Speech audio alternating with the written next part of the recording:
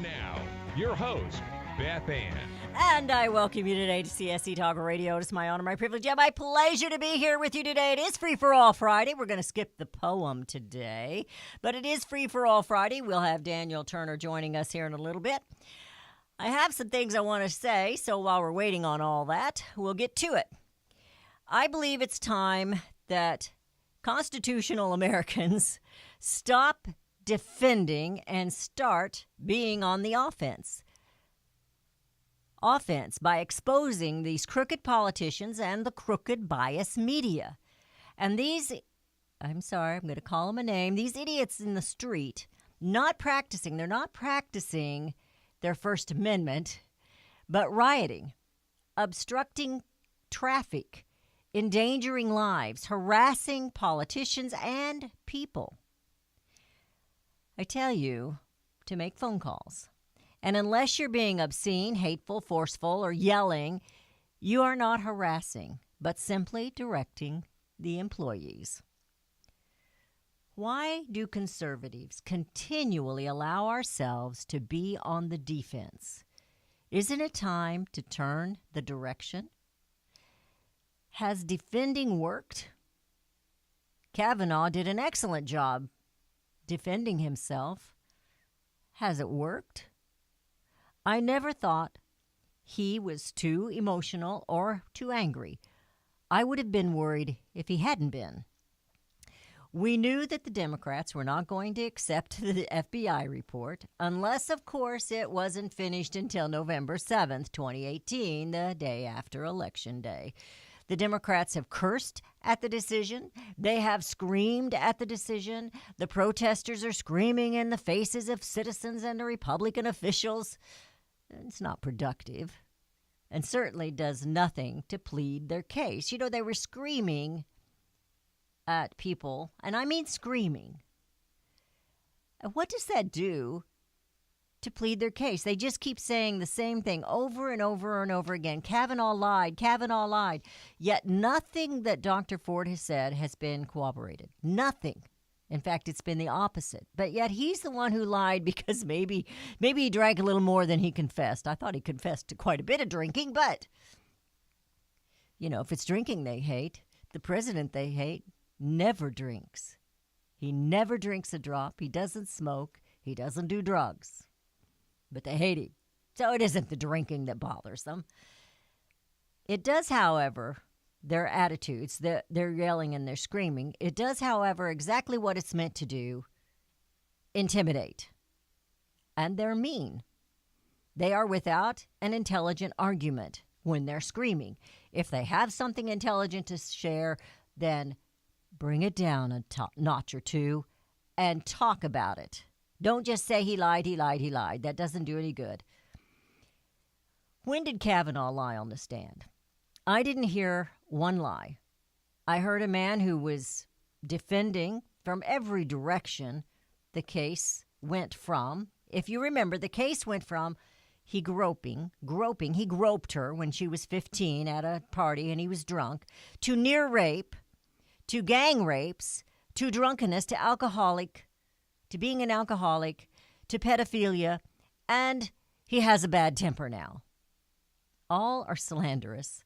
And all are discounted, all to ruin this man and his family, all to intimidate, to warn any other so-called constitution. Now think about this. It'll warn any constitutional person from accepting the president's nomination to be on the Supreme Court or any other position. How many of you would want to be in the administration right now? You know, it's not a safe place to be.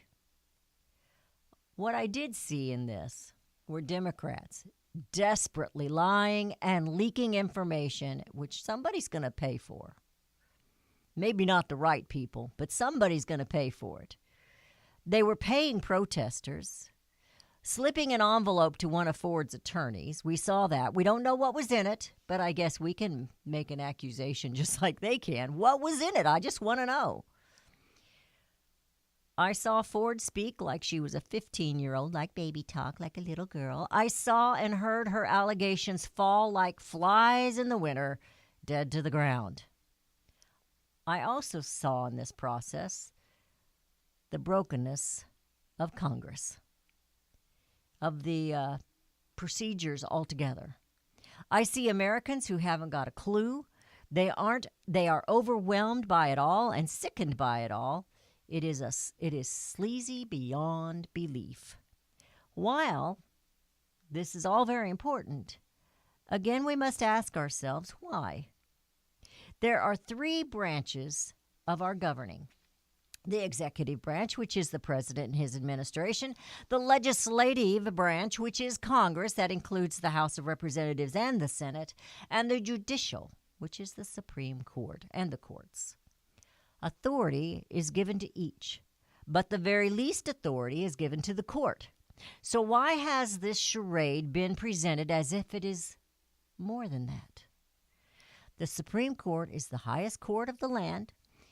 You cannot appeal again once you've reached the very top of the court, the final decision from those judges. But they have absolutely, according to the Constitution, no power, no authority to legislate or make law or erase law. They can interpret the law, and they should be interpreting the law according to the Constitution. No opinions, no emotions, no agenda. Again, while this charade is going on and distracting all of us Americans. I mean, how many talk shows are talking about Kavanaugh and Dr. Ford and on and on and on? There are other things happening via Congress, because you know they care and they work so very hard, that we should be watching.